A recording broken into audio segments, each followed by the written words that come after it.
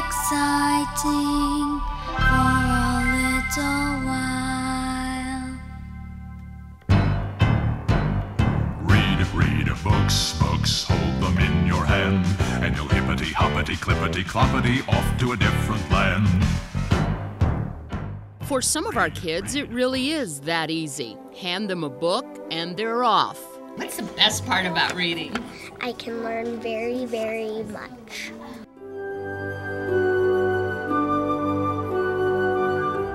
But what do you do when reading doesn't come easy for a student, or when they have a reading stall out? Our world is changing so quickly that if we don't keep up as teachers in how to give new strategies in reading and writing, then our kids are going to get left behind. And there's absolutely no way teachers in this district are about to let that happen. You know what I'm saying? Check it out. Here we go. Come on. Open up a book, open up your mind, let your thoughts get lost in another place and time. Expand your horizons, learn to love to read. Soak up all the knowledge that you can and achieve. Anything you want in life is yours for the in the life of a teacher. Their world in that classroom, the intensity, the emotionalism that they put into their work. I don't think people have a full realization of what it takes to teach on a daily basis. Share the things that you thought were important. Sprinted, great word choice. Last year, every one of these teachers showed up to the literacy conference sitting where you are now, looking for better ways to do their job. They wanted to know about cutting-edge reading strategies. They wanted to talk to other teachers. Each one of them walked away with a better plan. I loved meeting all the other teachers and communicating with them. The presenters were very knowledgeable about their subjects. And I remember her name's Deb Miller, and she did a thing that was spectacular. And I've modified it in my classroom, and I love it. The kids love it. She did a thing called Conventions About Nonfiction. She wrote a book, and the kids write their own books. Well, I modified it and turned it into a Facts About Fiction. So my kids wrote their own book about fiction facts. Underline it because it rhymes. Well, the guy's name was Jeffrey Willem, and the book is called Reading Don't Fix No Chevys, which sort of epitomizes the attitude that some guys have when they come in and they've been turned off to reading.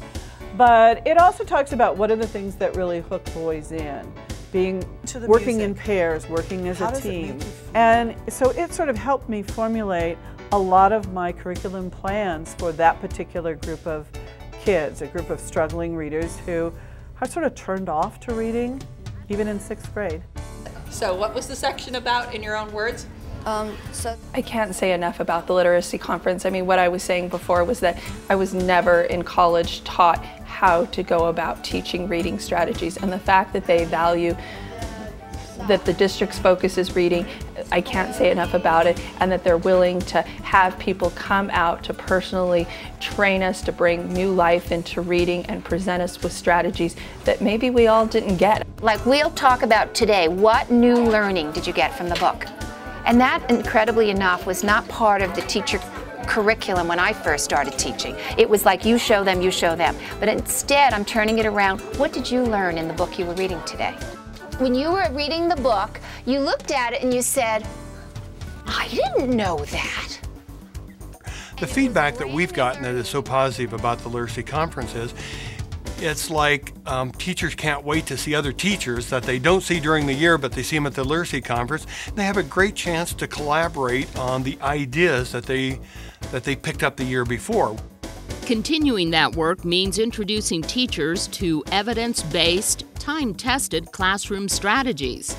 Professional development is, quite honestly, the key not only to continual learning, but to position our students in a way that they have the most advantages.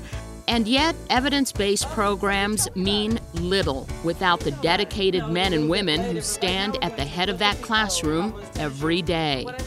The flip side of that coin is the professional expertise of the teacher that they have gained through their experience, their background, their knowledge, and their own creativity. We can't forget that in this environment. It's one thing to have the evidence base, and certainly we're very supportive of that and we want that, but that has to be balanced by the professional expertise of the teacher. They're the expert. The Amphitheater School District is about what works. The Literacy Conference has proved its value year by year by giving teachers more tools in their toolboxes to help our kids succeed. Doesn't matter if you teach kindergarten or you teach 12th grade. You're invested in that youngster, and we want to remember, when our children walk across that stage at 12th grade, we want them to be positioned in a way that they have a decided advantage for having gone to Amphitheater School District. All you gotta do is read a book, open up the cover and take a look. All you gotta do is read a book, open up the cover and take a look. You can climb up Jack's beanstalk or run from Captain Hook.